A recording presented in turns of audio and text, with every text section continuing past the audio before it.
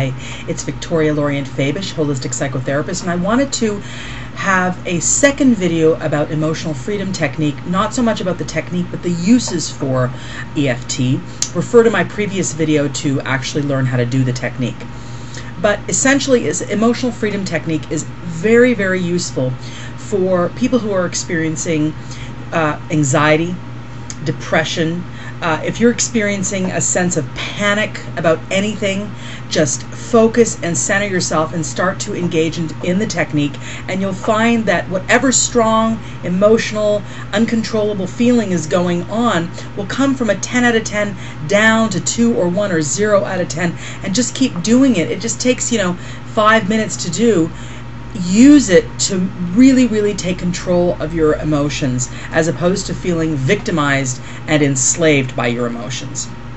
So I recommend it for fears and phobias, fears of the dentist, fears of being alone, generally fears of, shyness. I have used it very effectively for shyness for one of my clients. Extremely useful. I also would really recommend it for all those of you who write me a lot about jealousy. And that jealousy thing is the gremlin, the toxic gremlin that's going to basically kill you and your relationships. So I think you would really benefit to get very, very centered and apply, just use my video, apply the technique, and write down the steps in my video so that you have it right there and you can just memorize it. And it's a very, very quick and easy technique. Also, people who have stage fright. I have some stage fright, believe it or not, and I use it for that. So great for performers and great for people who are doing public speaking and just sort of centering yourself before you go on stage. I use it, and it really does work. So use emotional freedom technique daily if possible, multiple times a day if possible, if you need it, and you'll see that eventually you can start to take shortcuts. But I don't recommend the shortcuts, obviously, until you've mastered the EFT.